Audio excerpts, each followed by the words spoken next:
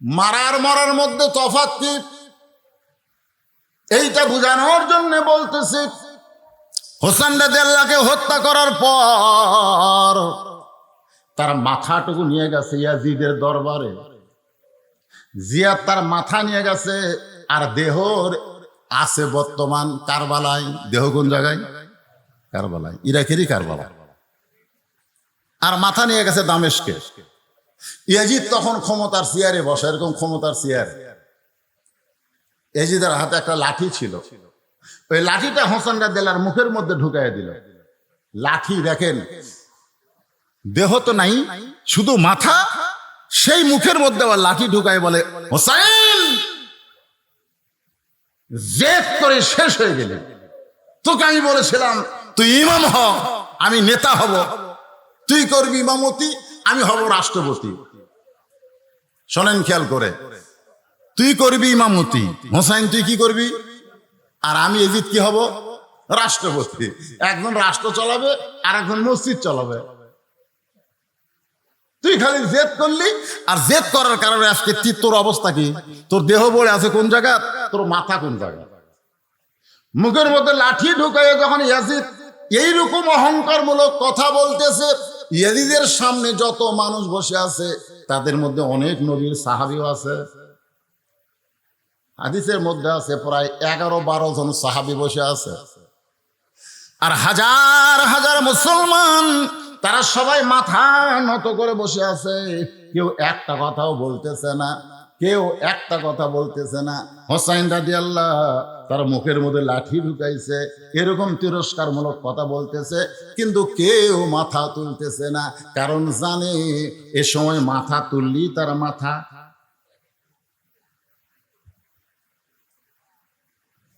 কি খবর? গোস্ত আলারে কইলাম, কে ভাই তোমরা গত সপ্তাহে 500 করে বেচলে, এই সপ্তাহ 600 টাকা, পরের সপ্তাহ যায় দিকে 700 টাকা। এখন 700 টাকা ভাই, এত বাড়তিছে গে? তোর কথা কয় না তো, আমরা এত টাকা নিচ্ছি, কেউ তো কথা কয় না। মনে হয় বর্তমানে বাংলাদেশের মানুষের জবান বন্ধ, ধরে কোন কথা ঠিক কিনা, কথা কয় না। এমনকি নিজের বাড়িতে ভারতের হিন্দুদের পূজার গান হচ্ছে, হরি হরি হরি হরি উলো, পূজার বাদ্য বাজতেছে, তারপরেও পুরুষ মানুষ কথা বলতেছে না। এই পূজার বাদ্য বাজতেছে তার বউয়ের কারণে, কারণ তার বউ স্টার জলসা জি বাংলার বড় ভক্ত। বউ যখন স্টার জলসা দেখতেছে, স্টার জলসা নাটকের মধ্যে হিন্দুদের পূজার বাদ্য মুসলমানের ঘরের মধ্যে বাজতেছে, অথচ স্বামী জবান বন্ধ করে রাখছে। ধরে কোন কথা ঠিক কিনা, কথা কয় না। কি তুমি বুড়া মানুষ ফজরের নামাজ সামনে কাতারে পড়ো, আর তোমার 26 বছরে আইডিয়া ঘুম পাড়তেছে, বা কথা পায় না। অথচ আল্লাহ রাসূল বলেছেন 7 বছর থেকে নামাজের তালিম দাও। নিয়ত কি করা লাগবে, রুকু কেমনে করা লাগবে, সেজদা কেমনে করা লাগবে, কোন জায়গায় কোন দোয়া পড়া লাগবে, এই 3 বছর তালিম দাও, আর 10 বছর থেকে মারিয়া পিটে তাকে নামাজে নিয়ে যাও। জোরে কোন কথা ঠিক কিনা? এই কয় বাপ আছেন খালি আইডিয়া ফেলতেছে, আইডিয়া সারাদিন খালি ঘরে আইডিয়া খালি ঘুরতেছে রাস্তা দিয়ে। কি কয়দিন ঘুরবো? ঘুরতে ঘুরতে একদিন বদর রশিদের মতন বুড়া হয়ে যাবা। তোর একর কথা ঠিক না? বুড়া হয়ে যাবা, তখন তোমার মধ্যে মরার ভয় আসবে, আল্লাহর ভয় না। কিসের ভয়? মরার ভয়। মসজিদের নামাজ পড়বার যায় দেখে, আর মাজা ও বিয়ারিং যে মেশিন চলে না, সেই মেশিন হতাল চলাবার গেলে চলবি, কারণ বিয়ারিং টিয়ারিং সব জাম মারছে। বিয়ারিং জাম মারছে, বিয়ারিং জাম মারা বোঝেন না? এখন হাঁটুর বিয়ারিং জাম মারছে, মাজার বিয়ারিং জাম মারছে, আর রুকু করা পারে না, সেজদাও করা পারে না, ওই সিয়ারত বসে থেকে খালি করতেছে। ফেরেশতা কয়, আল্লাহ এই যে তুমি কোরআনে কইছো কুমু লিল্লাহি কানিতিন, দাঁড়াও লিল্লাহি আল্লাহর জন্য কানিতিন, আনুগত্য নিয়ে দাঁড়াও, নামাজ দাঁড়িয়ে পড়তে হবে, দাঁড়াতে হবে। আর এই সারাদিন হাতে বাজারত যায়, 10-এর ব্যাগ নিয়ে বাড়িতে আসে, আর মসজিদ আসে চেয়ার নিয়ে বসে, এর খবর কি? আল্লাহ বলতেছে সরকারি চাকরি না করে কেউ যদি পেনশন চায়, ওই জীবনেও পেনশন পাবি না। ধরে কোন কথা ঠিক না? তো যৌবন বয়সে যদি তুমি নামাজ না পড়ো, বুড়া বয়সে চেয়ার ধরছে, তোমার ভাগ্যে পেনশন নাই, তোমার ভাগ্যে সোয়াব নাই, তোমার ভাগ্যে কবরে আসলে খালি যদি ফুলগুলো হয় অভিমানে ঝরে যায়, আমি মালা গেথে বলো কারে পরাবো, সে যে কেন এলো না, কিছু ভালো লাগে না, কবরে আসুক তারি। কি কোন মজা আছে না নাই? ধরে কোন আছে না নাই? আমার মা বোনেরা, পর্দার অন্তরে যারা বসে আছেন, আমার সামনে যে বাবাজিরা বসে আছেন, সবাই একটু মনোযোগ দিয়ে শুনবেন। যে ওয়াজটা আমি করতেছি এটা সকলের জন্য সমান, কারণ পুরুষের জন্যও নামাজ, নারীর জন্যও নামাজ আছে না নাই? যেরকম আছে না নাই? দেখবেন অনেক মেয়েরা রোজা খুব করে, রোজার দিকে হাতে, কিন্তু নামাজ আছে না নাই? যেরকম আছে না নাই? এই মায়েদের বলবো, মা, এক নম্বর আমল হলো নামাজ, যেটা হলো আল্লাহ পাওয়ার জন্যে। নামাজ যদি না থাকে তাহলে সে আল্লাহর জন্য মরতে পারবে না। মান সাআলাল্লাহু তাআলা আশ-শাহাদাতা বিসিদকিন বাল্লাগাহুল্লাহু মানাজিলাশ শুহাদাই আইম্মাতা আলা ফিরাশিহি, রাওয়াহুল বুখারী কিতাবুল মাগাজি। ধরে কান সুবহানাল্লাহ। সবাই মাথা নিচু করে আছে। ইয়াজিদ খালি ইচ্ছা মতো বলে যাচ্ছে, হোসেন এখন তোর কি হলো? সমস্ত মুসলমান যখন মাথা নিচু করে বসে আছে, মাথা তুললেই মরার ভয়, মাথা তুললেই কিসের ভয়? মরার ভয়। মানুষের যখন মরার ভয় ঢুকে যাবে, ওই মানুষ আর হকের পক্ষে থাকতে পারবে না, কারণ মরার ভয়, ধরার ভয়, মরার ভয়, ধরার ভয়। আমার বউ আমারে কয়, এমন ওয়াজ করবেন উল্লাহ মারাত, বাড়ির যেন আসবার পারেন, পুলিশ যেন না ধরে। আমি কইলাম, আমার এক রেজাউল ভাই, পুলিশ ধরা লাগেনি রে, পুলিশ ধরা লাগেনি রে, চলে গেছে। আমার বউ কয়, কুটি গেছে, কুটি গেছে, কুটি গেছে। তুমি পুলিশ ধরার ভয়ে কোরআনের হক কথা গোপন করলে, রাস্তার মধ্যে আজরাইল ধরবি। জোরে কোন কথা ঠিক কি না? কথা প্রকৃত মুসলমান যারা হবে তারা পুলিশ ধরার আগে আজরাইল ধরার চিন্তা করবে, যে আজরাইল ধরার সময় লা তামুতুন্না ইল্লা ওয়া আনতুম মুসলিমুন। আল্লাহ কোরআনে বলতেছে, মরিস না, মরিস না যতক্ষণ মুসলমান না হবে। এখন মুসলমান হয়ে মরতে গেলে কি লাগবে? ইন্না লিল্লাহি ওয়া ইন্না ইলাইহি রাজিউন। আয়াতের তাফসীর শোনা লাগবে না? জোরে লাগবে না? আমার মা বোনদের জন্য বলতেছি, মা, যদিও নামাজের ওয়াজ হচ্ছে, মুসা আলাইহিস সালামের মৃত্যুর পছন্দের 2 নম্বর কারণকে সামনে নিয়ে হোসাইন এখন মুখের মধ্যে লাঠি নিছে। এমন সময় একজন সাহাবী মাথা তুলছে। 10-12 জন সাহাবীর মধ্যে একটা সাহাবী মাথা তুলিছে, মাথা তুলছে। শুধু মাথা তোলেনি, খাড়া হয়ে গেছে। বসে থাকলে হবে না, বসে থাকলে হবে না তো। মাও বলতেছে, খবরদার বাইরে না, বাইরে কিন্তু বাঘ আছে, বাঘ আছে, খবরদার বাইরে যাস না, ঘরের দরজা বসে থাক। মাও মনে করছে ছেলেকে আমি বাড়ির মধ্যে রাখলি ছেলে আমার নিরাপদ হবে। ছেলে আর বাড়া যায়নি। আস্তে আস্তে জঙ্গল বেড়ে গেছে, জঙ্গল কি বেড়ে গেছে, বাড়তে বাড়তে আর জানলা পর্যন্ত জঙ্গল এসে গেছে। ওই আর বাড়ায় না, কিন্তু বাঘ জানলার যায়। তারপর কান্দার কয়, মা তুমি বাড়াবার নিষেধ করছে, এখন বাঘই যে আমার জানলার কাছে, এখন কি? তখন মা বলতেছে, আমি বড় ভুল করছি রে, আমার বলা লাগতো বার হ, খালি হাতে বার হোস না, খালি হাতে বার হোস না, কুড়াল নিয়ে দাও নিয়ে জঙ্গল কাটা সাফ কর। ধরে কোন কথা ঠিক না? বের হ মুসলমান, বের হ। বসা থাকলে ইমান থাকবে না। ধরে কোন কথা ঠিক না? বের হ। আমার বলা দরকার ছিল বের হ, খালি হাতে না, একটু সাইজ করার মাল না বাড়া। ধরে কোন কথা ঠিক না? একজন মাথা তুলেছে, যেই সাহাবী মাথা তুলেছে তার নাম হলো আনাস ইবনে মালিক। আনাস ইবনে মালিক যিনি একাধারে 10 বছর আল্লাহর নবীর খেদমত করেছে। চলে এখন অনেকে মনে করতে যে হুজুর নবীর খেদমত করতেছে মানে নবীর পাও টিপে নাকি। এখন কতগুলা বক্তা এসে দেখবেন, আমি দেখছি অনেক হাফেজি মাদ্রাসায় বক্তা এসে 3 জন ছাত্র লিখছে, ওরা ফট করে এক পর্দা দেয়, এরকম একটা পর্দা টানে দেয়, বুঝলেন? পর্দা টানে দেয়, হুজুর রেস্টে আছে। 3 জন ছেলে, কেউ কপাল টিপতেছে, কেউ আঙ্গুল টানতেছে, কেউ উড়ে টিপিতেছে, ওরা হাঁটু টিপা দিচ্ছে। একজন পুরুষ আর একজন পুরুষের গায়েও হাত দেওয়া হারাম, গায়েও হাত দেওয়া হারাম। তোমার এতই যদি টিপে এলে ওর অভ্যাস থাকে বইয়ের থেকে টিপে এলে ওরে কথা কান না কেন।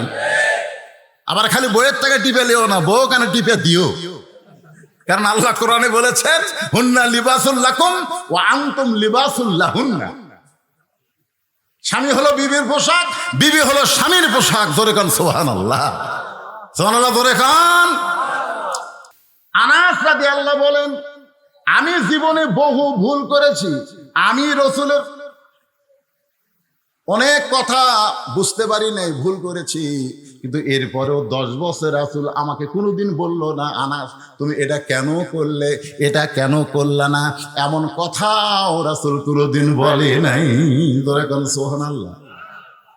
আনাস বলে, ইয়াজিদ তুমি যার মুখে লাঠি ঢুকায়া ব্যঙ্গ করতেছো, তিরস্কার করতেছো, সেই হোসেনকে তুমি চেনো?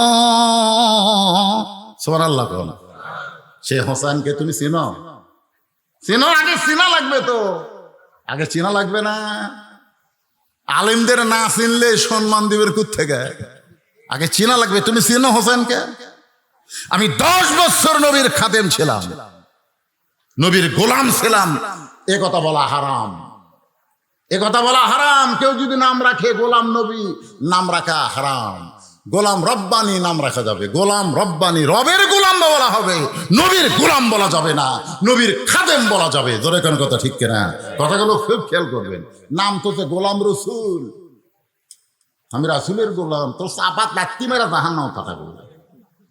রাসূলের গোলামি করার জন্য আল্লাহ তোমাকে এখানে পাঠাই নাই, রাসূলকে অনুসরণ করার জন্য আল্লাহ বলেছে। জোরে কোন কথা ঠিক কিনা? অনেকে নাম গোলাম রসুল, গোলাম নবী। আমি কই ভাই এগুলো ভাই কত হুজুরের সামনে পরিচয় দিলাম। কি মনে করতেছেন কার গোলাম হওয়া লাগবে? নাম রাখেন গোলাম রব্বানি, গোলাম রহমানি, এগুলো নাম রাখা যায় আছে, আল্লাহর গোলাম। আমি 10 বছর রাসূলের খেদমত করেছি। রাসূল ফরজ নামাজগুলো মসজিদে পড়তেন, আর নফল সুন্নত গুলো নিজের বাড়িতে পড়া পছন্দ করতেন। আল্লাহ রাসূল নফল নামাজের সিজদায় প্রত্যেকে ওই হোসাইন যার মুখে লাঠি ঢুকাইছো, সেই হোসাইন তখন ছোট্ট ছিল, প্রত্যেকে এসে আল্লাহ নবীর পিঠে চড়েছে। নবী আছে নামাজের সিজদায়, আর নবীর পিঠে চড়ে বলতেছে চল ঘোড়া চল, চল ঘোড়া চল, চল ঘোড়া চল। আনাস বলে ইয়াজিদ রে, আমার সহ্য হলো না, নবী নামাজের সিজদায় আর হোসাইন চল ঘোড়া বলতেছে। আমি আস্তে করে নবীর পিঠ থেকে হোসাইনকে যখন নামাতে গেলাম, এমন সময় নবী সিজদা দেওয়া অবস্থায় আমার হাত দিয়ে ইশারা করলেন নামাস না। আমি আবার ফিরে আসলাম, কিছুক্ষণ পরে হোসাইন বলতেছে যেই ঘোড়া চলে না সেই ঘোড়ার পিঠে চড়ে আমার লাভটা কি? রাগ করে হোসাইন যখন ঘর থেকে বার হয়ে যায়, নবী নামাজ শেষ করে যখন সালাম ফিরাই, আমি রাসূলের সামনে গিয়ে বললাম ইয়া রাসূলুল্লাহ, এত বড় বেয়াদবি হোসাইন করলো, আমি নামার চাইলাম কিন্তু আপনি নিষেধ করলেন কেন? রাসূল বলে আনাস, আমি হোসেনকে পিঠ থেকে নামাবার চাইছিলাম, আমি নামাবার চাইছিলাম কারণ আল্লাহর সিজদায় আছি। এমন সময় আল্লাহ যদি হোসেনের উপর বেজার হয়, এই মনে করে আমি যখন নামাবার চাইলাম, আল্লাহ ডাকতে বলে হাবিব, আপনি যেমন হোসেনকে ভালোবাসেন আমি আল্লাহ তেমন ভালোবাসি। আপনার পিঠে যতক্ষণ বসে থাকবে আপনি হোসেনকে নামাবেন না।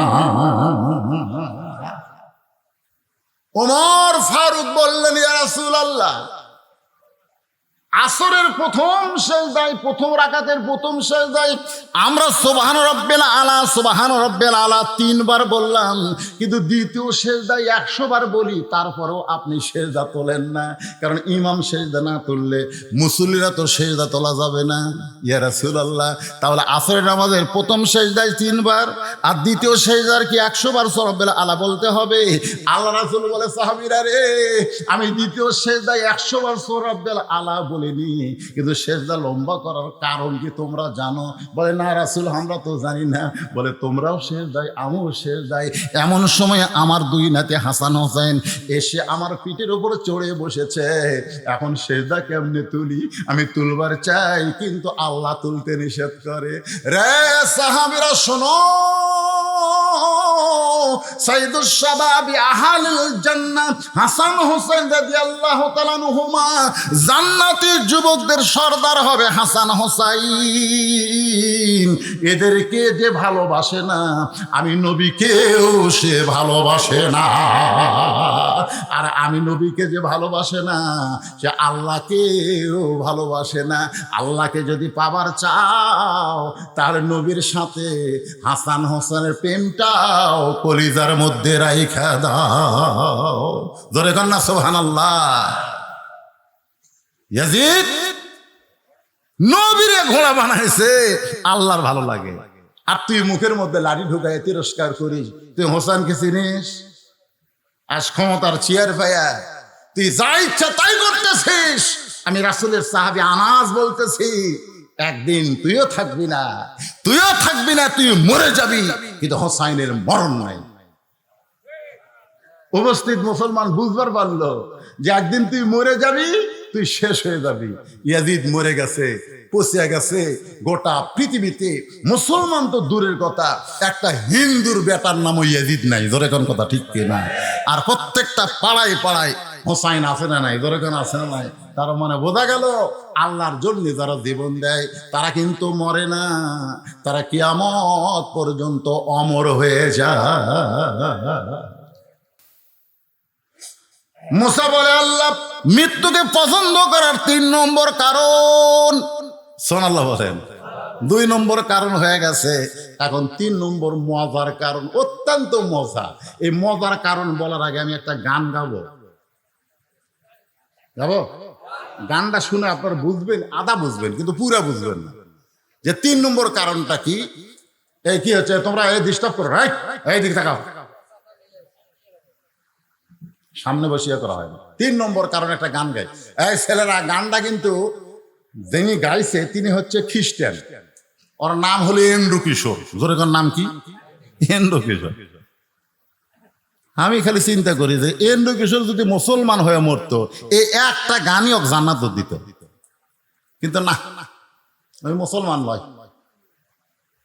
যেরকম নবীর চাচা আবু তালেব রাসূলের যে ভালোবাসা দিছে, আল্লাহ রাসূল নিজেই বলেছে, আমি বাপ হারা হতে পারি, কিন্তু আমি এতিম না, আমি এতিম নই, আমার বাপ না এটা বলতে পারো, কিন্তু আমার এমন এক চাচা আবু তালেব পেয়েছি, যে চাচাকে বাবার পরে আমার বাবা নাই, এ কথা আমার কোনোদিনও মনে হয়নি। এত দয়া করেছে আবু তালেব, তারপরও জাহান্নামী। কারণ কি? ঈমান নাই। আবু জেহেল নামের কোন মুসলমান আছে? আবু লাহাব নামে কোন মুসলমান আছে? কথা কয় না, কিন্তু আবু তালেব আছে। দেখছেন, আবু তালেবও কাফের, আবু লাহাবও কাফের, কিন্তু আবু লাহাব নামে কোন মুসলমান নাই। আবু তালেব নামে কেন আছে? আবু তালেবে তো মুসলমান না, কুফর অবস্থায় চলে গেছে। এটা আজকে আমি আপনাদের বুঝাই দিব। দুটাই নবীর চাচা, আবু লাহাব নবীর চাচা, আবু তালেব নবীর চাচা, দুটাই কাফের। এক কাফের নামে কোনো মুসলমানের নাম নাই, আর এক কাফের আবু তালেবের নামে মুসলমানের নাম আছে। যখন আছে না নাই? কারণ কি? একজন আবু তালেবকে আমি বললাম, ভাইজান তুমি যে নাম রাখছো আবু তালেব, তুমি জানো আবু তালেবকে? নবীর চাচা। আচ্ছা বলো আবু লাহাবকে? আবু লাহাব তো কাফের। কাফের হলে হবে না, নবীর কে সেটা কও। হুজুর আমি তো জানি না, ওটাও নবীর চাচা। তা আবু লাহাব নাই কে, তোমার নাম আবু তালেব কেন? কয় হুজুর আমার বাপ রাখছে, আমি জানি না। রাখা ঠিক আছে, আবু তালেব। আমি বলে আবু তালেব নাম রাখা জায়েজ আছে। সুবহানাল্লাহ কোন কি জন্য জায়েজ শোনা লাগবে না? হ্যাঁ, এটা শোনা লাগবে। কারণ গান ঢাকাকে কই, আপনারা খুব খেয়াল করবেন, গানের দিকে খেয়াল দেখেন তো। মুসা নবী মৃত্যুকে ভালোবাসা 3 নম্বর কারণ আপনারা বুঝবার পারেন কিনা? চলতে পথে 2 দিন থামিলাম, যাবার কালে একজন আরো দেখা না পাইলাম। ও আমার সাদের মালা যায় রে ছিঁড়ে, রইব না আর বেশি দিন তোদের মাঝারে। ডাক দিয়েছেন। এই জায়গাতে একটু ভুল হলো। ওই ওই ওই ওই হিন্দুতেও বা খ্রিস্টান ওই দয়াল করবে, কিন্তু আমরা দয়াল করবো না, আমরা বলবো আল্লাহ। ধরে কোন কি বলবো? তাহলে কি বলেন? ডাক দিয়েছেন আল্লাহ আমারে। আপনারা বলেন ডাক দিবে আল্লাহ আমারে, এইটা ইন্দ্র কিশোর না বলে কেন বললেন দিয়েছেন? কারণ দিয়েছেন হলো অতীতকাল। তিনি গানের মধ্যে বর্তমান ভবিষ্যৎ না বলে ডাক দিবে হলো, এটা হলো বর্তমান, দিবেন হলো ভবিষ্যৎ, দিয়েছেন হলো অতীতকাল। আপনারা বলেন তো গানের মধ্যে কি বলেছেন? ডাক দিবেন, ডাক দিয়েছেন। তো ডাক দিয়েছেন কেন বললেন? ইন্দ্র কিশোর খ্রিস্টান হতে পারে, কিন্তু এই গানটা যিনি লিখেছেন তিনি তো আর খ্রিস্টান না। তিনি কোরআনের সূরা মুলকের 2 নম্বর আয়াতকে এই গানের মধ্যে নিয়ে এসে বলতেছেন, আল্লাযী খালাকাল মাউতা ওয়াল হায়াতা লিয়াবলুয়াকুম আইয়ুকুম আহসানু আমালান ওয়া হুয়াল আজিজুল গফুর। কি মজা রে! এই মুসা নবীর মৃত্যুর 3 নম্বর কারণ শোনার পরে আপনাকে কারু আর বাঁচার স্বাদই থাকবি না, খালি মন চাবি কখন মরমরে, কখন মরমরে। আমার এক আত্মীয় বুঝলেন, সেই বাসা করছে শহরে, আমি তো গ্রামে থাকি। আমার এই বাড়ি কয়ে অভ্যাস আছে। কি কয়ে? বাড়ি। আপনার গ্রামের লোকেরা কি করেন? এটা কার বাড়ি, এটা কার বাড়ি, এটা কন না। তো আমার ওই দোস্তর বাসার যায়, বাড়ির যায়, আমি বললাম কে ভাই, এত সুন্দর গেট আর যে সুন্দর বাড়ি, কত টাকা লাগছে? তখন বলতেছে তুমি শিক্ষিত হয়েছে, আলেম হয়েছে, বক্তা হয়েছে, কিন্তু জ্ঞান কম। আমি বললাম কেন ভাই? কিন্তু এই কোটি টাকা খরচ করে এর নাম বাড়ি? এই এটা কি তোর গ্রামের বাড়ি? বাতু কে ফেক আছে? বাড়ি কষি আর রাগ ধরছে, বলা লাগবে বাসা। বলা লাগবে ভাই এত সুন্দর বাসা, এত সুন্দর বাসা বলা লাগবে, কিন্তু আমি কইছি বাড়ি। এই বাড়ি কোয়াতি আর রাগ। আমি তখন বললাম তাহলে আব্দুল আলিম কি ভুল কইছে নাকি? ও আমারে বলতেছে আব্দুল আলিম কি কইছে? বলে আজ থেকে 50 বছর আগে আব্দুল আলিম একটা গান গায়ে গেছে, এপারে তোর বসত বাড়ি, ওই পারে তোর বাসা। সবাই বলেন এপারে তোর বসত বাড়ি, ওই পারে তোর বাসা। ভবদরিয়ায় পাড়ি দিতে কেমনে করলি আশা, লাভ করিতে আইসারে ভবে হইলারে বেদিশা। রতন কাঞ্চন বদল দিয়া, রতন কাঞ্চন বদল দিয়া কিনলি তামাশিসা। এপারে তোর বসত বাড়ি, ওই পারে তোর বাসা। ও আমারে কইল ভাই এ গান দিয়ে আপনি কি বুঝাইলেন? আমি গান দিয়ে বুঝাইলাম পাগল, দুনিয়াতে কয়দিন আমরা বসত করব, আর যেখানে বসত করা হয় সেটা হলো বাড়ি, আর চিরস্থায়ীভাবে যেখানে থাকা হবে সেটার নাম হলো বাসা। আপনাকে অনেক ধনী মানুষ সেটা শহরে বাসা করছেন, কিন্তু আপনাদের এই পূর্ণিমাগাতি তাদের বাড়ি আছে, মাঝে মধ্যে তারা কিন্তু আসে, থাকতে চায় না। জোরে কোন ঠিক কিনা? গ্রামের লোকেরা বলে, ভাই এতদিন পরে যখন আইসেন বাড়িতে একটু থাকেন। কয় না ভাই, আমার বাসার যাওয়া লাগবে, আমার বাসার যাওয়া লাগবে। তার বাড়িটা দেখতে আসা যায় কিন্তু থাকার জায়গা না, আমি থাকবো বাসায় গিয়া।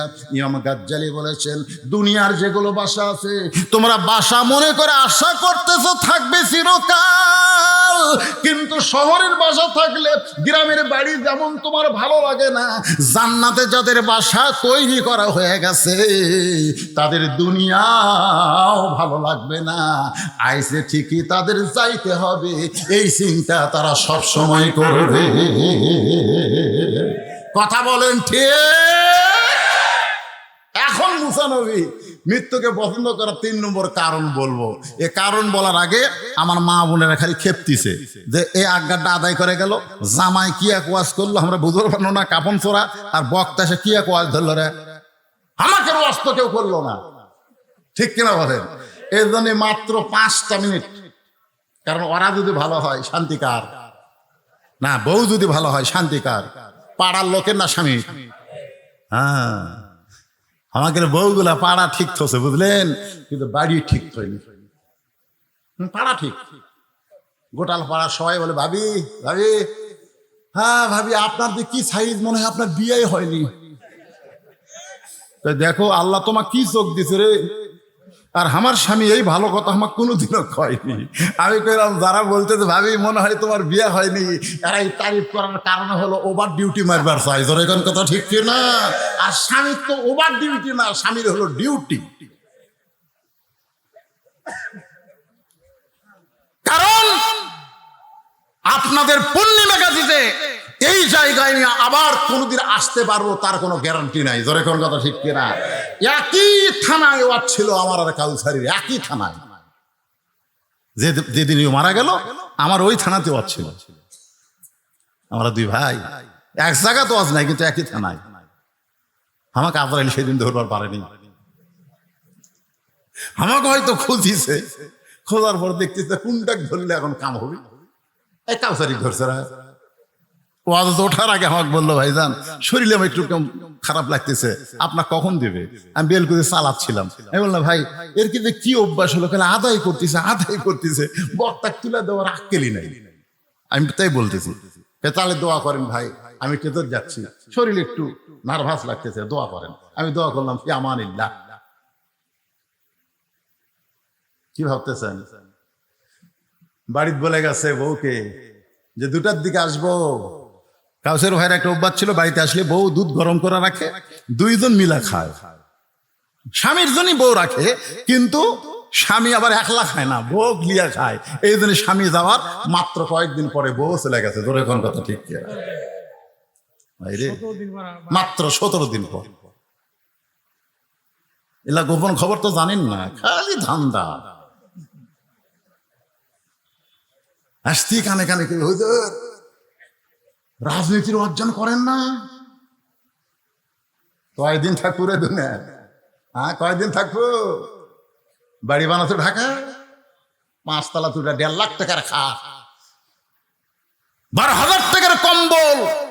পৌষ মাসের 9টার সময় বলতেছে আমার বাসা আমার ঘর আমার নামাইকে। 2 কান্দের ফেরেশতা বলতেছে আল্লাহ ই কি কয়, আমার বাসা আমার ঘর আমার নামাইকে? আল্লাহ বলতেছে ধৈর্য ধর, দেখা দেখ। রাত 3টার সময় একটা ভূমিকম্প। ধরে কোন কি কম্প?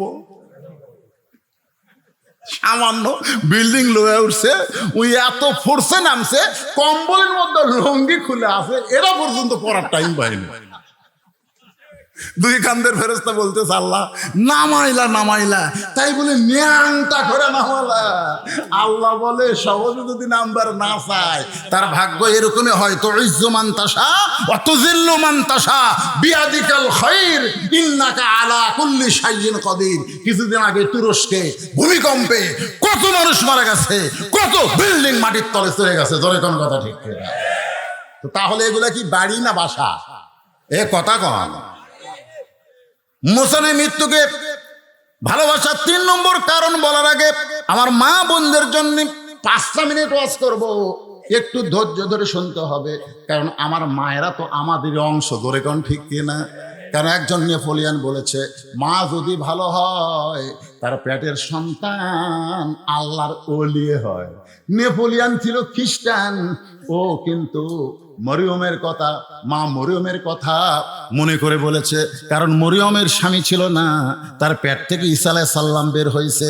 এই কারণে একজন নেপোলিয়ান বলেছে মা যদি ভালো হয় তার সন্তান ভালো হয়। কিন্তু একজন মুসলমান আমরা বলবো মা যদি ভালো হয় তার সন্তান আল্লাহর ওলি হয়। যেমন আব্দুল কাদের জিলানী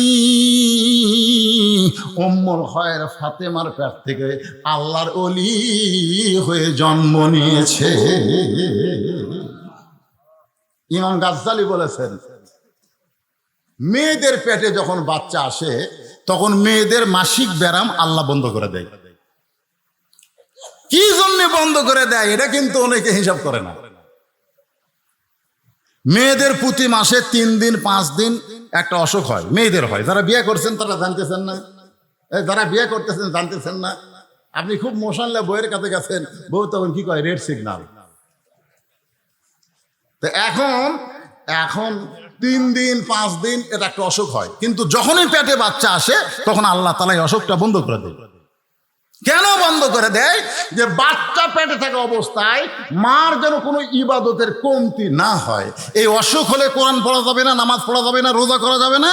এই জন্য আল্লাহ সন্তান পেটের সাথে সাথে সন্তানের জন্য মায়ের ইবাদতের যেন কোনো কমতি না হয়, এই জন্য অসুখ বন্ধ করে দেয়। কারণ মায়ের ইবাদতের সাথে, মায়ের খাওয়ার সাথে, মায়ের ঘুমানোর সাথে, মায়ের বেড়ানোর সাথে, মায়ের কথার সাথে পেটের বাচ্চারও একটা সম্পর্ক হয়ে যায়। পেটত বাচ্চা নিয়ে মা যদি গোটা পাড়া ঘোরে, সেই সন্তান দুনিয়াতে সে কোরআনের মাহফিলে বসে থাকবে না, কারণ পেটের মধ্যে ওর ঘরণী ব্যারাম শুরু হবে। তোর কোন কথা ঠিক কিনা? আল্লাহর বান্দার একটু মনোযোগ দেন। মা আপনাদের 1 নম্বর আমল হলো অকরণা ফি বুয়ুতিকুন্না ওয়ালা তাবাররুজনা তাবাররুজাল জাহিলিয়াতিল উলা। গভীর রাত্রে হযরত আলীর বুকের ভিতরে ফাতেমার মাথা, ফুপায় ফুপায় কাঁদতেছে। আলী বলে, ফাতেমা কান্দো কেন? বুকের মধ্যে মাথা দিয়া কান্দো কেন? বলে, স্বামী কান্দার কারণ হলো আল্লাহ আমার দোয়া কবুল করছে। সুবহানাল্লাহ কবেন না? হযরত আলী বলতেছে সুবহানাল্লাহ, আল্লাহ দোয়া কবুল করছে, তাহলে কান্দো কেন? ফাতেমা বলে, স্বামী গো, কি দোয়া আল্লাহ কবুল করছে এইটা কি আপনি শুনবেন না? আলী বলতেছে, তাহলে বলো কি দোয়া আল্লাহ কবুল করলো? ফাতেমা বলতেছে, আল্লাহ আমার পর্দার দোয়া কবুল করেছে। আমি দোয়া করেছি, আল্লাহ এই ফাতেমাকে পর্দার মধ্যে তুমি মৃত্যু দিও। আল্লাহ তাআলা বলেছে, ফাতেমা তোমার দোয়া আমি কবুল করে নিলাম। আলী বলতেছে, তাহলে খুশি হওয়ার কথা, কান্দো কেন? খুশি হওয়ার কথা, কান্দো কেন? সারা জীবন যেই ব্যক্তি পর্দা করেছে, মরার সময় তো সে পর্দার ভিতরেই মরবে। কারণ যারা পর্দা করে না তাদের কথা আলাদা, কিন্তু যে ফাতেমা পর্দা করেছে আমি স্বামী হিসেবে তো জানি, তাহলে তুমি পর্দার মধ্যে মরবে, আল্লাহ কবুল করেছে, তাহলে কান্দার কারণ কি? ফাতেমা বলে, স্বামী গো, সেই দোয়া কবে কবুল হয়েছে সেইটা কি শুনবেন না? আলী বলতে যে কবে সেই দোয়া কবুল হয়েছে? ফাতেমা বলে, স্বামী মনে কষ্ট নেবেন না, মন খারাপ করবেন না, আজকে গভীর রাত্রে পর্দার ভিতরে ফাতেমার মৃত্যু হবে। যে বলেছে আজকে গভীর রাত্রে পর্দার মধ্যে ফাতেমার মৃত্যু হবে, গাছ যেরকম গোড়া কাটলে পড়ে যায়, হযরত আলী তেমনি পড়ে গেলেন ঘরের মাঝায়। মা ফাতেমা মুস্কি মুস্কি হাসতেছে, মুস্কি মুস্কি হেসে স্বামীর কপালে একটা চুমা দিয়ে বলে, স্বামী গো, আমি আমার বাবার কাছে শুনেছি আপনি হলেন আসাদুল্লাহিল গালিব। আমার বাবা বলেছে আলী শুধু আলী না, আলী হচ্ছে আল্লাহর সিংহ। ধরে কান সুবহানাল্লাহ। আমার বাবা বলেছে আনা মাদিনাতুল ইলমি ওয়া আলিউ বাবুহা, আমি হচ্ছে ইলমের শহর, আলী হচ্ছে তার দরওয়াজা। আপনি হলেন জ্ঞানের সম্রাট, আপনি হলেন বিশ্ববীর, বিশ্ববীর আর জ্ঞানের সম্রাট হইয়া আমার মৃত্যুর খবর শুনে এমন করে আপনি পড়ে গেলেন কেন? আপনি কি জানেন না এই দুনিয়া থাকার জায়গা না, আসলে যাইতে হবে। স্বামীর কপালে চুমা দিচ্ছেন, গভীর রাত্রে যিনি মৃত্যুবরণ করবেন, যিনি মৃত্যুবরণ করবেন তিনি জীবিত মানুষকে বুঝাচ্ছেন আপনি কি জানেন না আসলে যাইতে হবে। এখানে যারা বসে আছেন ভাই, আপনারা শূন্যস্থান পুরা করবেন। আমি যেই বলবো আসলে, আপনারা বলবেন যাইতে হবে। বলতে পারবেন কি পারবেন না? আসলে, এটা কি অন্তর থেকে বলেন?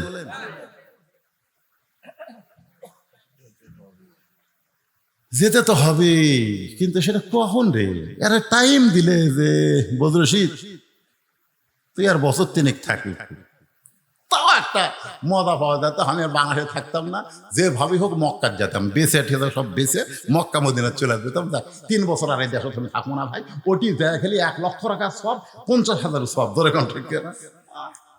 আমি যাই কামার আঙ্গিনাত কোরআন খতম দেই, একজন কয় হুজুর আপনি কি পাগলা আছেন? চলেন তো হোটেল, চলেন। আমি পাগলা? এখানে একবার আলিফ বললে বাংলাদেশে হবি 10 সোয়াব, আর এটি 10 লাখ হবি। কারণ এখানে একটা আল্লাহ বললে 10 লক্ষ, 1 লক্ষ বার আল্লাহ বলার সোয়াব হবে। জোরে করেন সুবহানাল্লাহ। ওরা খালি যায় নামাজ খোঁজে, খালি কম্বল খোঁজে, বুঝলেন? আমার সাথে গেছিল, কয় যায় না দিবি, কোন জামাই কি দিবি, খালি এলে করতেছে মার্কেট। আর আমি দরুদ পড়ি মদিনায়, মক্কাত পড়ি কোরআন। জোরে কোন সুবহানাল্লাহ। কে ভাই টাইম আছে? কথা কন, আমি জানি টাইম, আপনারা কি জানেন? তাহলে অন্তর থেকে যুবকরা হাসো না। এই বছরে দেখছি বুড়ার চাইতে এই যে R15 এমন সব মোটর সাইকেল পাশে, বুঝলেন? আমি এক বেটির বাপের বাড়ির যাই, দেখি পিছন দিকে সিট উঠছে, এই টাঙ্কির একটু দোপা, দোপা মানে নিচে, পিছন দিকে উঁচে। আমি বললাম কে ভাই মোটর সাইকেল? জামাই দিছে হুজুর। এইরকম কেন?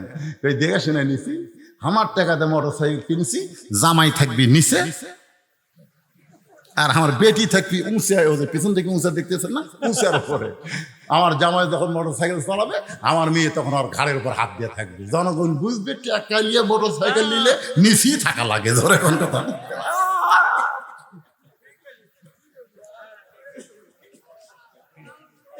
মনে হচ্ছে না, মরেছে না? আসার সময় তো আমার গাড়ির সাথে মনে হয় একটা বাইজবার লিখছিল, ওরা হ্যাক ব্যাক বোঝে না, মানে হাইড্রোলিক ব্রেক। যতই বিপদ ধর্ম রে, এক সময় তোর হুঁশি আল্লাহ কাটা নিবি, ব্রেক ধরার টাইম হবি না। তোর এখন কথা ঠিক কিনা? তাই সবাইকে লক্ষ্য করে আমরা সবাই একসঙ্গে বলবো আসলে। এই দুনিয়াতে এসেছি যারা, কখন যাব আমরা জানি না। হাতে বলে স্বামী এমন করে আপনি কাঁদবেন না। আপনি যদি এমন করে কাঁদেন তাহলে আমি মরে যাওয়ার পর আমার 3টা চাওয়া আপনি কেমনে পুরা করবেন? আলী আরো জোরে কান্দে, রে ফাতেমা দুনিয়াতে গরিব ছিলাম বলে তুই কিছুই চাইলা না, আর মরার পরে তুমি কি চাইবা ফাতেমা? হযরত আলী এত গরিব ছিল, একদিন আল্লাহ নবী জোহরের নামাজের পরে ফাতেমার দরজায় আসসালামু আলাইকা ইয়া আহলাল, আসসালামু আলাইকুম ইয়া আহলাল বাইত। সঙ্গে সঙ্গে ফাতেমা দরজায় এসে কান্না শুরু করে দিলেন। রাসূল বলে ফাতেমা আমি কিন্তু দরজা থেকে তোর ঘরের মধ্যে দরজার বাইরে কান্না শুনতে পাচ্ছি। ফাতেমা বলে বাবা ফেরত যান, আমি দরজা খুলতে পারবো না। আল্লাহ রাসূল বলে ফাতেমা একটু দরজা খোল, আমি তোর এক নজর দেখবার চাই। ফাতেমা কান্দের বলে বাবা এখন যেই পোশাক আমার পরনে আছে, এই পোশাক পরে আপনার জন্য দরজা খুলতে আমার বড় শরম লাগতেছে। আল্লাহ নবী চলে গেলেন।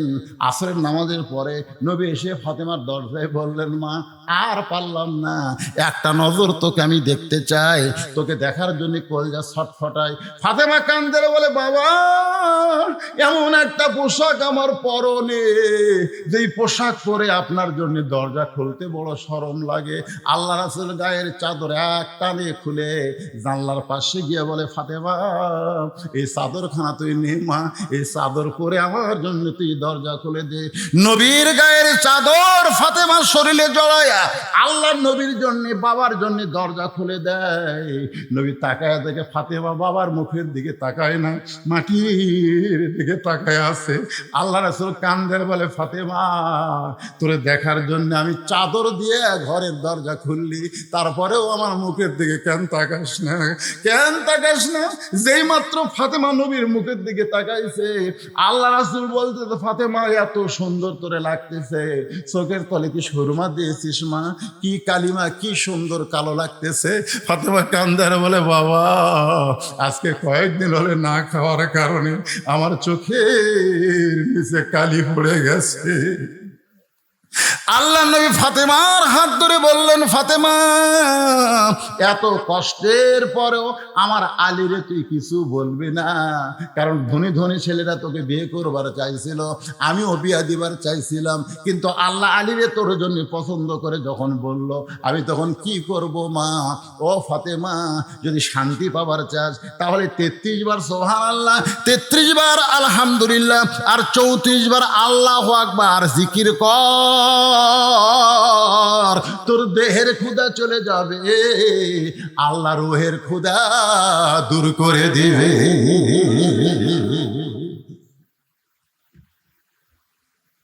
আলী কান্দের বলে, ফাতেমা দুনিয়ার জীবনে কিছুই দিবার পারলাম না, আর তুমি মরার পরে কি চাইবা ফাতেমা? বলে, 1 নম্বর চাওয়া হলো রাতের অন্ধকারে মৃত্যুবরণ করলাম, এ রাতের অন্ধকারই আমাকে দাফন করা লাগবে, দিনের বেলা বেপর্দা আলোর মধ্যে আমাকে দাফন করা যাবে না, এরকম রাতের অন্ধকারই দাফন করা লাগবে। আমার চাওয়া হলো আমি মরে যাব, রাতের অন্ধকারই আমাকে দাফন করবেন। আমার 2 নম্বর চাওয়া হলো আমার কোনো জানাজার ব্যবস্থা করবেন না, আমার কোনো জানাজার ব্যবস্থা করবেন না। আলী বলে, ফাতেমা তুমি নবীর কলিজার টুকরা, লক্ষ মানুষ তোমার জানাজায় শামিল হবে, তুমি কেন জানাজা নিষেধ করো? ফাতেমা বলে, স্বামী গো, আমি এতদিন পর্দার মধ্যে থেকে আল্লাহর হুকুম আমল করার পরে বুঝতে পেরেছি, লক্ষ মানুষ যদি বলে ফাতেমা ভালো, আল্লাহ কিন্তু লক্ষ মানুষের দিকে তাকায় থাকবে না, আল্লাহ খালি আপনার মুখের দিকে তাকায় থাকবে। আপনি যদি বলেন ভালো না, তাহলে লক্ষ মানুষের দোয়া দিয়ে ফাতেমার 1 তিল পরিমাণ লাভ হবে না। আর দুনিয়ার তামাম মানুষ যদি বলে ফাতেমা খারাপ, আর আপনি যদি বলেন আমার বউ ফাতেমা ভালো, এক স্বামীর মুখের সার্টিফিকেটে ফাতেমার জান্নাতের 8টা দরজা খুলে গেল। আমার মায়েরা, পদ্মার অন্তরে যারা আছেন মা, গ্রামের লোক আপনাকে ভালো কোক, দুনিয়ার লোক ভালো কোক, এইটা কোনো সময় আপনি চাবেন না। আল্লাহ রাসূল বললেন, ফাতেমা আল্লাহর পরে কাউকে যদি সেজদা দেওয়ার হুকুম থাকতো, তাহলে প্রত্যেকটা মেয়েকে আমি বলতাম স্বামীর পায়ে সেজদা করো, কিন্তু আল্লাহ ছাড়া কাউকে সেজদা করা যাবে না। এই কারণেই বললাম স্বামীর পায়ে সেজদা করো না। কিন্তু বুঝে নাও, মেয়েদের কাছে আল্লাহর পরে সবচাইতে যে দামি, সেই হলো তার স্বামী। জোরে কোন সুবহানাল্লাহ। আমার মায়ের একটু মনোযোগ দিয়ে শোনেন। ফাতেমা 3 নম্বর দাবি করলেন, স্বামী গো, আমার লাশটা কিন্তু খাটনিতে তুলবেন না, আমার লাশটা খাটনিতে তুলবেন না। আমি ফাতেমার দেহের ওজন কত, এটা দুনিয়ার কোনো মানুষ যেন বুঝবার না পারে। সুবহানাল্লাহ। বর্তমানে যে খাটনি কান্দে নেওয়ার 4 জন, সে 4 জন তো আমার নাই। আমার বাবা যদি দুনিয়াতে জীবিত থাকতো, মরা মেয়ে লাশের খাটনি বাবা কান্দে নিবার পারতো। আমার হাসান হোসেন যদি বড় হইতো, তাহলে মায়ের লাশের খাটনি কান্দে নিবার পারতো। 6 মাস আগে আল্লাহ নবী দুনিয়া থেকে বিদায় হয়ে গেছে। আমার হাসান হোসেন এত ছোট, ও গো স্বামী, আমার লাশটা শুধু আপনি কান্দে নিয়া ওই জান্নাতুল বাকির পূর্ব কোনায় এই যে হেফাজ করেছেন আমার বাবাজি, আল্লাহ আমাকেও করাইছেন, আপনিও তো করছেন। জান্নাতুল বাকির পূর্ব কোনায় সবুজ রঙের একটা বাতি জ্বলতেছে, ওই বাতি বরাবর আমাকে দাফন করে দেবেন। আপনি কবর খুঁড়তে না পারলে কাউকে বলবেন সে যেন কবর খুঁড়ে দেয়, সে যেন দুনিয়ার কারো কাছে কবরের খবর না জানায়। হযরত আলী গভীর রাত্রে আবু যর গিফারীর জানলার কাছে ফোঁস করে কাঁদতেছে। আবু যর গিফারি ঘুম থেকে চেতন পায়, বাইরে এসে দেখে পৃথিবীর শ্রেষ্ঠ বীর আসাদুল্লাহিল গালিব কান্দা। আবু যর বলে, আলী রে, বহু যুদ্ধ তোর সঙ্গে করলাম, কোন যুদ্ধে তোকে পরাজিত হতে দেখি নাই, কিন্তু আজকে কেন কান্দিস? কি দুঃখ তোর জীবনে? কোন যুদ্ধে তুই পরাজয় বরণ করলি? আলী কান্দের বলে, আবু যর, জান্নাতুল বাকির পূর্ব কোনায় সবুজ রঙের একটা বাতি জ্বলতেছে, ওই বাতি বরাবর একটা কবর কর। আবু যর গিফারি বলে, আলী কেউ মরে নাই, কার জন্য কবর করব? আর মরলে রাতের বেলা কেন করব? দিনের বেলা কি কবর খনন করা যাবে না? আলী বলতেছে, আবু যর, একজন পর্দানিশী গভীর রাত্রে মৃত্যুবরণ করবে, আবার গভীর রাত্রি তাকে দাফন করা লাগবে। আবু যর গিফারি বলে, আলী রে, সেই পর্দানিশী কে গো? তার কি তোমার নাম জানা নাই? সেই পর্দানিশী কে? তার নাম কি তুমি বলবা না? আলী বলতেছে, আবু যর, 6 মাস আগে আমার 2টা সন্তান নানা হারাইছে, আজকে 6 মাস পরে হাসান হোসেন আবার মা হারাবে। 6টা মাস খালি কাঁদতেছে নানা নানা বলে, আজকে আবার মা গভীর রাত্রে দুনিয়া থেকে বিদায় নেবে। আবু যর গিফারি কোদাল নিয়ে কবর খুঁড়তে গেছে, তাকায় দেখে বাতি জ্বলতেছে।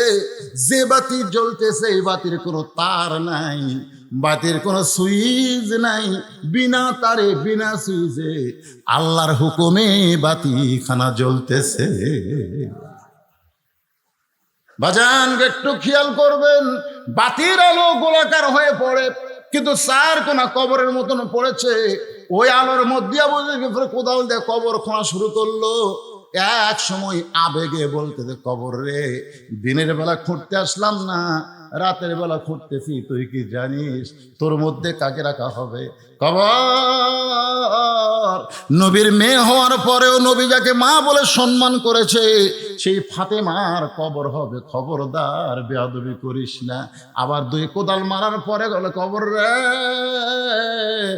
জান্নাতের যুবকদের সর্দার হাসান হোসেনের মায়ের কবর হবে, খবরদার বেয়াদবি করিস না। আবার কোদাল মাইরা কয়, আসাদুল্লাহিল গালিব আলীর বিবির কবর হবে, খবরদার কোনো বেয়াদবি করিস না। এই বলে আবার যখন কোদাল মারতে চাই, এমন সময় কে যেন বলতেছে, ফাতেমাকে লক্ষ্য করে নয়, আমরা যারা মারা যাব সবাইকে লক্ষ্য করে বলা হচ্ছে। অনেকে বলে, হুজুর, এই কথা কি ফাতেমাকে বলা হয়েছে? আসলে ফাতেমা না, এই কথাটা দুনিয়ার তামাম মৃত্যু জাতিকে বলা হয়েছে। কবরের ভিতর থেকে আওয়াজ আসতেছে, আবু যর, কার মেয়ে, কার মা, কার বিবি এইটা কবর দেখবে না? কবরের পাথেও জোগাড় করে যদি কবর আসতে পারে, কবর তার জন্য জান্নাতের ঘর হয়ে যাবে। আর কবরের পাথেও জোগাড় না করে যদি কবরে আসে, কবর তার জন্য জাহান্নামের গর্ত হবে। এই কথা শোনার পরে আবু যর গিফারি আর কোদাল মারতে পারে নাই। মা ফাতেমাকে গভীর রাত্রে হযরত আলী নিয়ে এসে আবু যর গিফারি আর জান্নাতুল বাকির মধ্যে নাই, গোপনে তাকে দাফন করে আল্লাহর কাছে 2 হাত তুলেছে। আল্লাহ, আল্লাহ, আমার বিবিকে আমি দুনিয়াতে সুখ দিবার পারি নাই, কোনো কিছু আমি করতে পারি নাই। আমার বিবিটা আমাকে কোনোদিন কষ্ট দেয় নাই, আমি কষ্ট পাবো এমন কথাও কোনোদিন বলে নাই। আমার পর্দানিশী ফাতেমাকে তুমি কবুল করে নিও আল্লাহ। এই দোয়াটা করে যখন হাতটা চোখে মুখে এভাবে মুছতেছে, তাকায় দেখে সামনে কয়েকটা পুরাতন কবর দেখে। এই মাত্র ফাতেমাকে কবর দেওয়া হলো, সেই কবর আর নাই, শুধু পুরাতন কবর। কোথায় ফাতেমার কবর? এই মাত্র কবর দিলাম। গোটা জান্নাতুল বাকি হযরত আলী দৌড়ে আর বলে, ফাতেমার কবর, এখনই কবর দিলাম, সেই কবর কোথায় রে? কোথায় ফাতেমার কবর? বলে, আলী, কি হবে দৌড়াইয়া, কি হবে খুঁজিয়া? আলী রে, ফাতেমা ছিল আমার পর্দানিশী, আমি আল্লাহ জোহরা ডিগ্রি দিয়া ফাতেমার কবরটাকে কিয়ামত পর্যন্ত পর্দা করে দিয়েছি। সাইয়্যিদাতুন নিসা আহলুল জান্নাহ, ও মা বোনেরা, জান্নাতি নারীদের সর্দার হবে ফাতেমা। সেই ফাতেমার যদি সিগনেচার নিতে চান, ফাতেমার সঙ্গে যদি জান্নাতে থাকতে চান, তাহলে মাত্র 4টা আমল আপনারা করবেন না। 1 নম্বর হলো পর্দা, 2 নম্বর হলো নামাজ, 3 নম্বর হলো রোজা, আর 4 নম্বর হলো স্বামীর কথা মতো চলা, স্বামীকে খুশি করা। এই 4টি আমল যদি করতে পারেন মা, আপনাদের আর কোন আমল করা লাগবে না। ফাতেমার সাথে আল্লাহ আপনাদের জান্নাত দিয়া দিবে। আপনারা বলেন মেয়েরা কি বেজার হবে? যাকবারে হুজুর আমাকে ওয়াজ করছে। এখন মুসা আলাইহিস সালাম মৃত্যুকে পছন্দ করার 3 নম্বর কারণ বলবো। এই কারণ শুনবেন, এরপর আমরা সম্মিলিত সবাই মিলে মোনাজাত করব। তাতে যদি আরো কিছু সময় লাগে, সমস্যা আছে? আমার বড় ভয় কি জানেন? আমি সভাপতি ভাই, আমি তাকে বললাম যে ভাইজান আপনি কি থাকবেন? না হুজুর আমি তো থাকা পারবো না, আমি শরীর খুব খারাপ। এই কথা কিন্তু হাত বলছে, বলেন ভাই।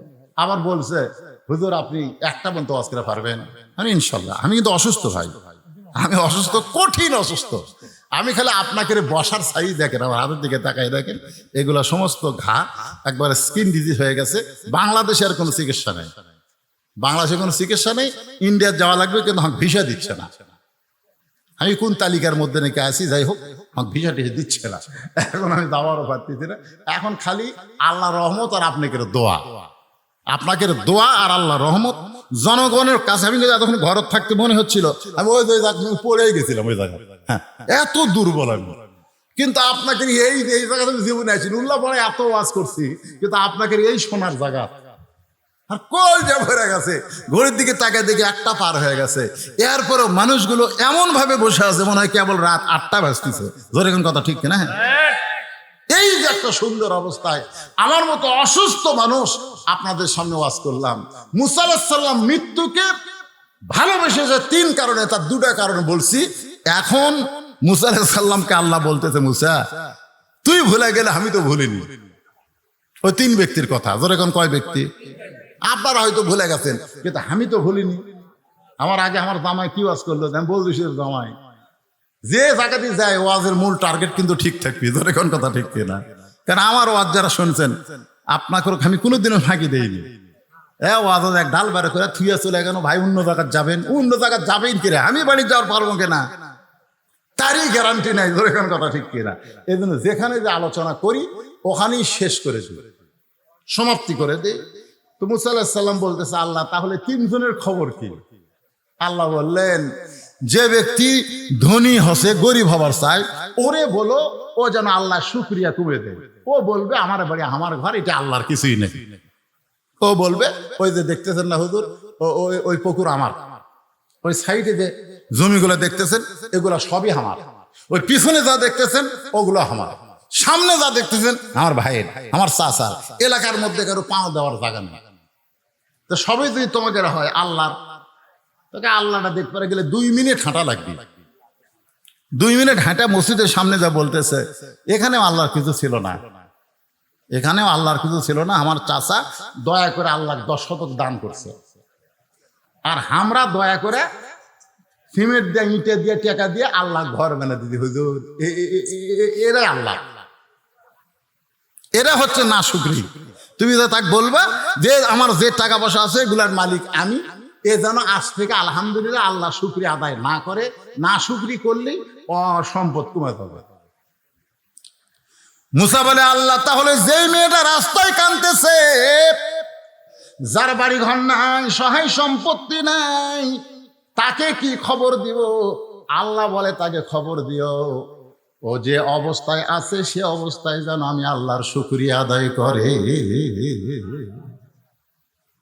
কে রে ওই আছে এমন একটা বাড়ি, পানি হলে পানি পড়ে, রোদ উঠলে আগে বাড়ির মধ্যে রোদ আসে, খাওয়ার নাই কিছু নাই, ওই অবস্থা আলহামদুলিল্লাহ পাওয়া যায়। মুসা বলতেছে, আল্লাহ তাহলে 3 নম্বর লুলা পঙ্গ, হাতও নাই পাও নাই, কাঠের ডুমার মতন খালি গড়ায়, ওই ব্যক্তি বলছে দুনিয়াতে আল্লাহ আমারে কেন পাঠাইছে, আমার কি কাম? আল্লাহ বলে খবর দিও জাহান নামের একটা ছিদ্র আছে, ওকে দিয়ে আমি জাহান নামের ছিদ্র বন্ধ করব। মুসা বলে আল্লাহ কি করলেন, কিসের ছিদ্র? আল্লাহ কয় তুই কানে কম শুনিস, জাহান নামের ছিদ্র বন্ধ করবো রে। মুসাকে আল্লাহ এটা একটা আপনার কথা হলো, দুনিয়াতেও হাত পাওয়া দিলেন না, আবার মরার পরে জাহান নামের ছিদ্র বন্ধ করবেন, এইটা কেমন খবর? আল্লাহ কয় আমি হলাম খবর সৃষ্টিকারী, তুই হলেও খবর দেনিওয়ালা। নবীরা হবে খবর দিবে, আল্লাহ হচ্ছে খবরের মালিক। আসল খবর কার? আরো জোরে বলেন। দুনিয়াতে যত খবরই আপনারা দেখেন, যত খবরই পড়েন, এগুলো একটাও সত্য খবর না। আসল খবর হলো আল্লাহর কোরআন। জোরে বলেন কথা ঠিক কি না? এই জন্য কোরআনের এক নাম হলো খবরে ওয়াহিদ। এক নম্বর খবর জালিকাল কিতাবুল লা রাইবা ফীহ, যার মধ্যে কোনো সন্দেহ নাই। জোরে কোন কথা ঠিক কি না? তো এখন যাওয়ার সময় ধ্বনি পড়ছিল, আসার সময় কে পড়বে? বুঝতে পারছেন না? লুলে যাওয়ার সময় শেষে, আসার সময় আগে। খালি চিন্তা করতেছে আমি কিভাবে কই, বিপদ না? এই খবর দেওয়া একটা বিপদ না? তো পঙ্গু বলতেছে আল্লাহর নবী কি খবর? মুসা কাছে হাসতেছো, কি খবর? অবশ্যই ভালো খবর, আমার আল্লাহ কোনোদিন খারাপ খবর দেবে না। বলেন কি খবর? রে কি হচ্ছে রে, বা আরো আদায় করা লাগবে নাকি?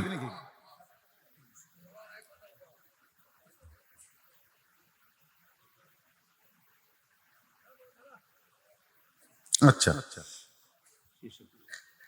মানে এটা দেওয়া মানে, আর আপনারা সগলিক মোনাজাত দিবেন না? না, আপনি যখনই শেষে কালেকশন দিবেন একটা দেই, 2 মিনিট দিলে এরা এত জোরে দৌড় মারবি, বান্দর হলে ন্যাস খুলে যেত। জোরে কোন কথা ঠিক না?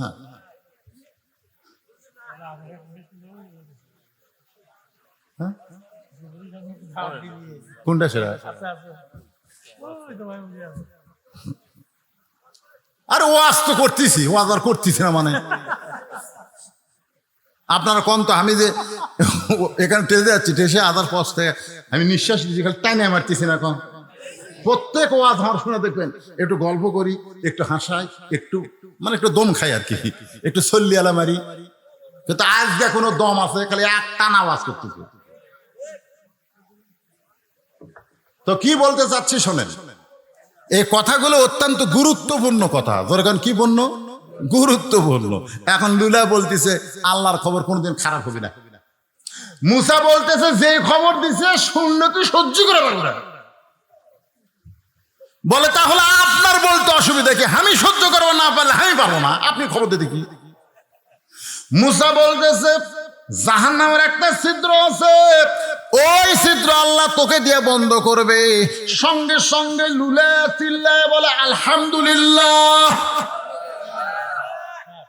মুসা কয় কে রে, তোকে আমি জান্নাতের কছি না জাহান্নামের কছি? কয় আপনি যা কন। এতদিন আমি মনে করতাম আমার কোনো দাম নাই, এখন বুঝতেছি আমারও দাম আছে। কারণ আমি জানি জান্নাতেরও মালিক যিনি, জাহান্নামের মালিক তিনি। তো জাহান্নামে তো আমার একটা জায়গা আছে রে, একটা ছিদ্রের মধ্যে তো আমার জায়গা আছে। এই জন্য আলহামদুলিল্লাহ। মুসা কয় পাগলার সাথে কথা কয় আমার লাভ নাই, আমি সামনের দিকে যাই। সামনের দিকে যাইতে আল্লাহ বলে হ্যাঁ মুসা, পঙ্গুর দিকে একবার তাকা। মুসা নবী তাকায় দেখে সুদর্শন একটা যুবক। মুসা বলে রে পঙ্গু, তুমি সুদর্শন যুবক কেমনে হলা? বলে আল্লাহর শুকরিয়া আদায় করার কারণে। লাইন শাকারতুম লাযিদান্নাকুম, আল্লাহ তাআলা আমাকে সৌন্দর্যের নিয়ামত দান করেছে। এবার বুড়ির সাথে দেখা, মহিলার সঙ্গে দেখা। ওগো আল্লাহর নবী আমার খবর কি? বলে যে অবস্থায় আছেন আলহামদুলিল্লাহ কোন। বুড়ি কয় তোর মাথা খারাপ, তুই কিসের নবী রে? এই অবস্থায় কোনোদিন আলহামদুলিল্লাহ বলা যায় না। যারা খাবার নাই, বাড়ি নাই, ঘর নাই, সহায় সম্পত্তি নাই, আমি আলহামদুলিল্লাহ বলতে পারবো না। মুসা বলতে তোমার বাস তুমি করো। এই কথা বলে যখন সামনে যায়, আল্লাহ বলে মুসা তাকায় দেখ। মুসা নবী তাকায় দেখে একটা আচমকা ঝড়ে যা ছিল সেটাও নাই। এবার ধনী লোকের সঙ্গে দেখা। ওগো আল্লাহর পয়গাম্বর, আমার খবর কি?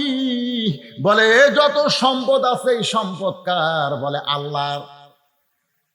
তাহলে তুমি ধনী হইলা কেমনে? বলে আল্লাহ আমাকে ধনী করে নাই, এগুলা দেখাশোনার দায়িত্ব দান করেছে। এত সম্পদ আমি আর দেখাশোনা করতে পারবো না গো, এজন্য আমার সম্পদ যেন আল্লাহ কমায় দেয়। এই কথা আপনি কি খবর পাইলেন? মুসা বলতেছে, আল্লাহ কইল তোকে না শুকরি বান্দা হওয়া লাগবে, আলহামদুলিল্লাহ আল্লাহ শুকরিয়া আর করা যাবে না। বলে আমি আলহামদুলিল্লাহ ছাড়া আমি থাকতেই পারবো না। মুসা বলতেছে যে আল্লাহর শুকরিয়া আদায় করবে তার সম্পদ বাড়তে পারে। আমাদের সাহাবীর মধ্যে ওসমান গনির সম্পদ ছিল, কিতাবের মধ্যে আছে এত সম্পদ ছিল যার গুদামের চাবি টানতে 70টা উট লাগতো। কিন্তু কিন্তু কোনোদিন বলে নাই এই সম্পদের মালিক আমি, কোনোদিন বলে নাই এই সম্পদের মালিক আমি। যতবার হাত তুলতো ততবার বলতো, আল্লাহ তোমার সম্পদ তুমি আমাকে নিয়ামত স্বরূপ দান করেছো, আমি যেন নিয়ামতের শুকর আদায় করে সম্পদের যে হিস্সা সেটা যেন আল্লাহ রাস্তায় খরচ করতে পারি। ধরে কারণ সুবহানাল্লাহ।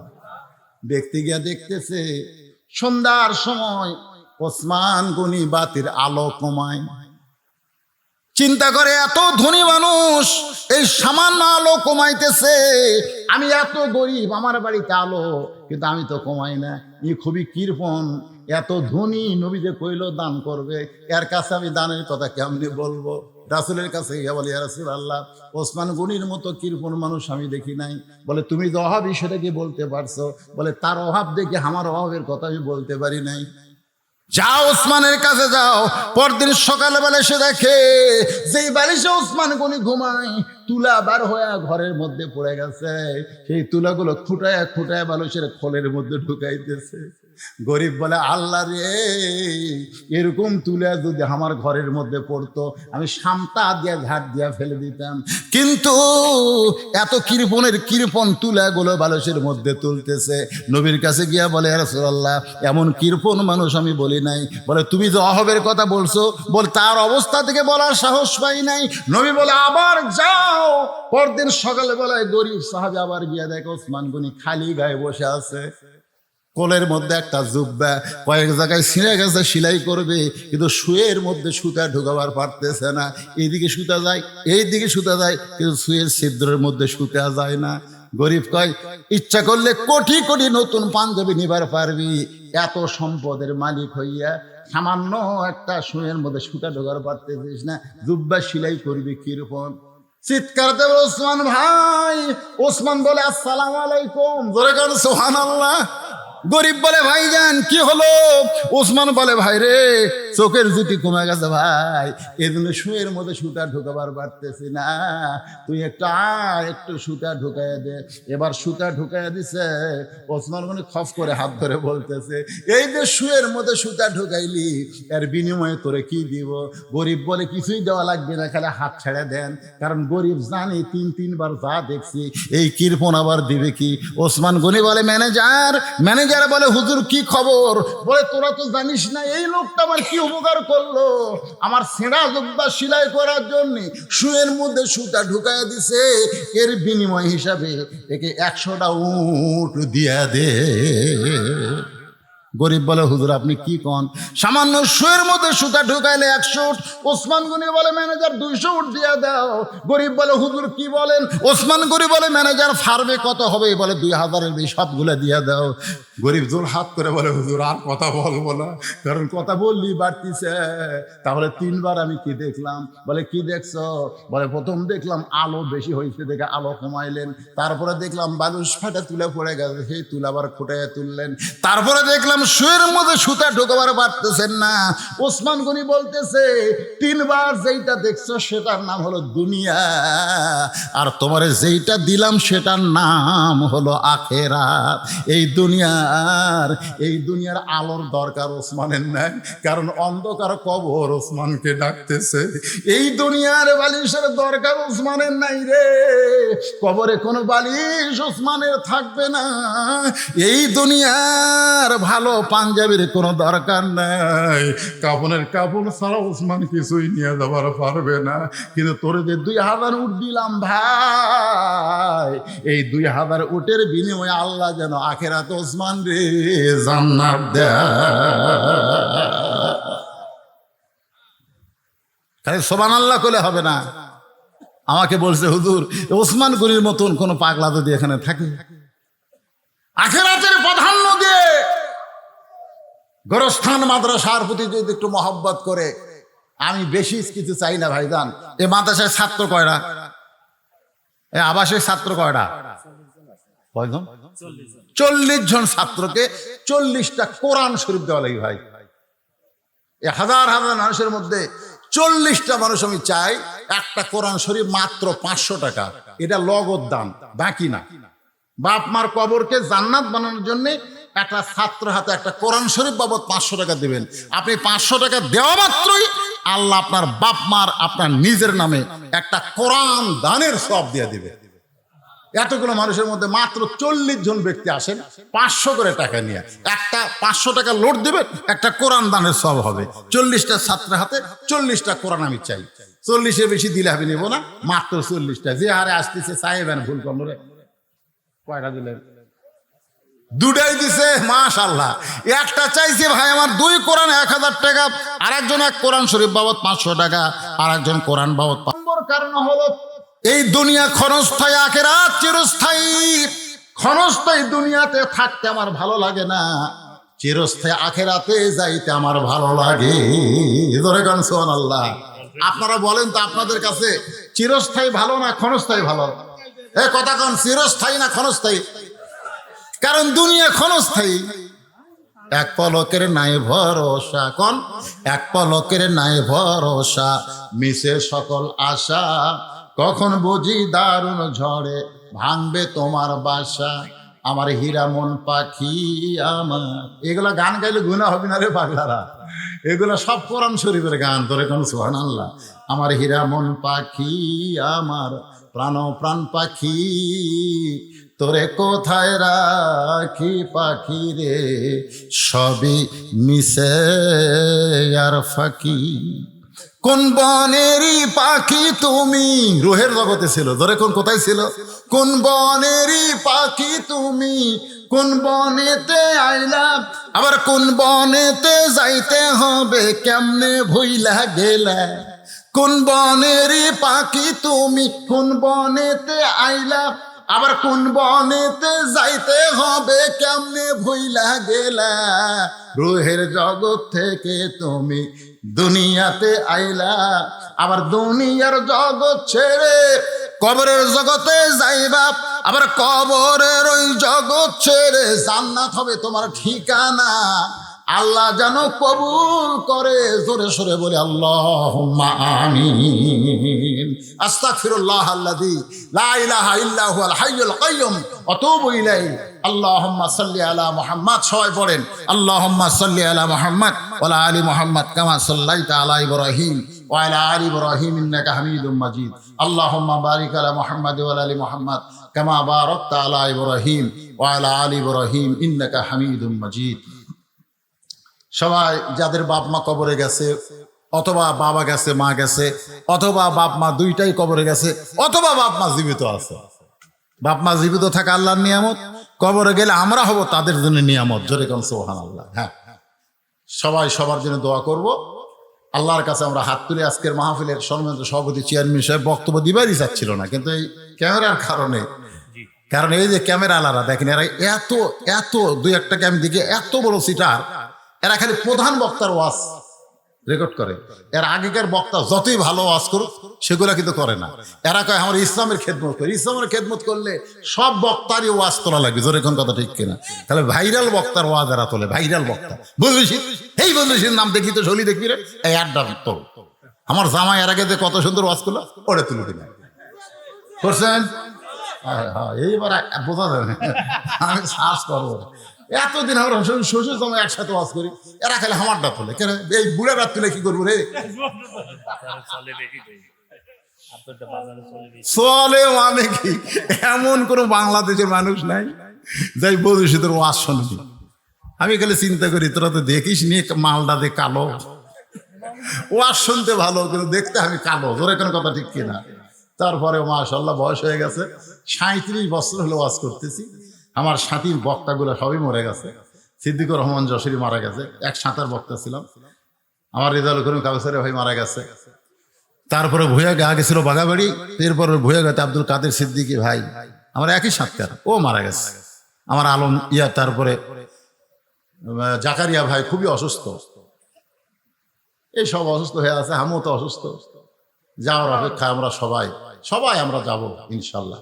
কিন্তু আমাদের যাওয়াটা যেন আজকের আলোচনা মোতাবেক মুসলমান হিসাবে আল্লাহর জন্য আল্লাহ কবুল করে, ধরে কোন আমিন। আল্লাহুম্মা আমিন। আল্লাহুম্মা আনতাস সালাম আমিনকাস সালাম তাবারাকতা ইয়া যাল জালালি ওয়াল ইকরাম।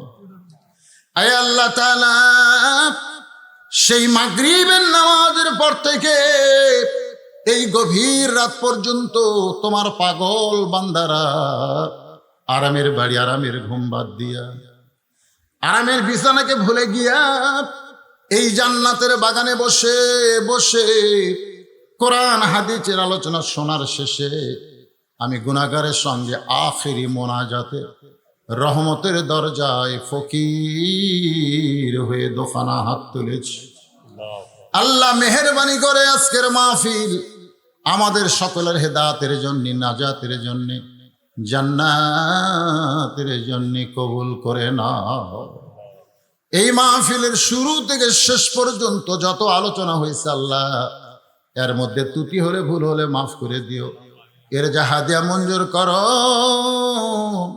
সোনার মদিনা রাসূলের রওজা মুবারক আল্লাহ কবুল করো।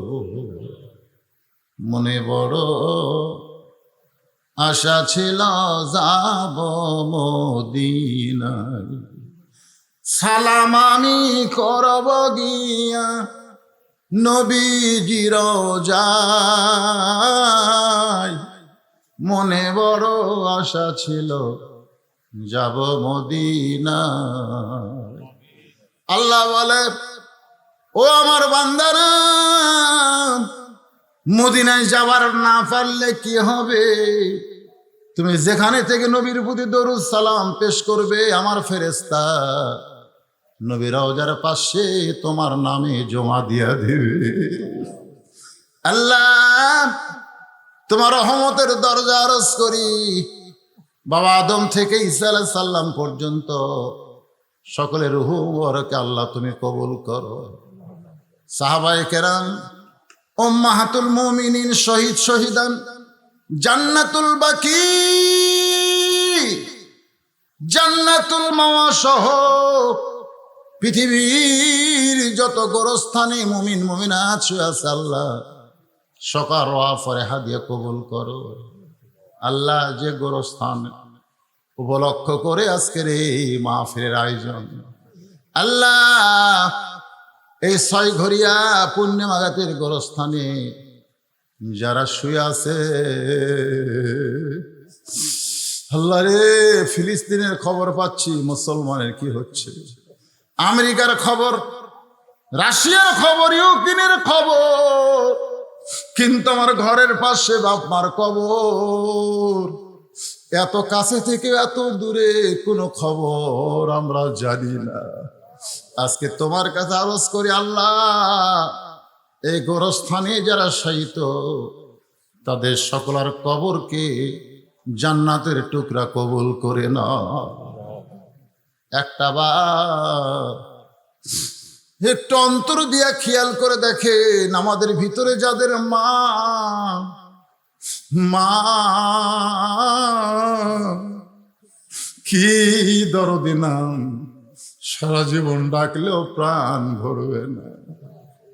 কি বলবো প্রসবের কথা, মা বিনে সেই ব্যথা কেউ তো বুঝিবে না। মাজন ঠেকিয়া সন্তানের দায়, অকালে মা মারা যায়। মায়ের গর্ভে থাকতে কত কষ্ট লাগতে গুতা মারে দিস। ও দরদি আল্লাহ, মায়ের এক ফোঁটা দুধের দাম, কাটিলে গায়েরই চাম, পান জুতা বানাইলে ঋণের শোধ হবে না। এই দরদের মা যাদের কবরে গেছে, তাহাজ্জুদ রাখতে তোমার দরবার করি আল্লাহ, মায়ের কবরকে তুমি জান্নাতের টুকরা বানায়া দাও। বাবার মতন আপন কেহ নাই রে দুনিয়ায়, নিজে না খাইয়া বাবা, নিজে না খাইয়া বাবা সন্তানকে খাও। আমি বহু বাবাকে দেখেছি সিরা স্যান্ডেল পায়ে দিয়া ছেলেকে সামলা নতুন জুতা কিনে দেয়। আমি বহু বাবাকে দেখেছি মাটির চকিতে ঘুম পাড়ে ছেলেরা খাট বানায় দেয়। আমি বহু বাবাকে দেখেছি ঈদের দিনে নিজের নতুন কাপড় কিনে না সন্তানের জন্য কিনে নিয়ে আসে। এই দরদের বাবা বাবা গো, আমি সব বাবা রেতি হয়ে গেছি। আল্লাহ মেহেরবানি করে বাবার কবরকে তুমি জান্নাত বানায় দাও। আমাদের দাদা দাদি নানা নানি বড় নিয়মত ছিল, কবরে গেছে, আল্লাহ কবরকে জান্নাত বানায় দাও। আল্লাহ যাদের জন্য দোয়া করবার কেউ নাই, আমরা তাদের পক্ষে দোয়া করি, আল্লাহ তাদের কবরগুলো তুমি জান্নাত বানায় দাও। মাদ্রাসাকে কবুল করে নাও, মাদ্রাসার সভাপতি, মাদ্রাসার সেক্রেটারি, মাদ্রাসার ক্যাশিয়ার, মাদ্রাসার কমিটি, মাদ্রাসার মুহতামি, মাদ্রাসার তালবে ইলম, মাদ্রাসার ওস্তাদ, মাদ্রাসার যার মাথায় পাগড়ি দেওয়া হলো, আল্লাহ সকলকে কবুল করে নাও। আজকের মাহফিলের সম্মানিত সভাপতি চেয়ারম্যান সাহেব, আল্লাহ প্রধান অতিথি সহ সুধীজন সকলকেই তুমি কবুল করো। আল্লাহ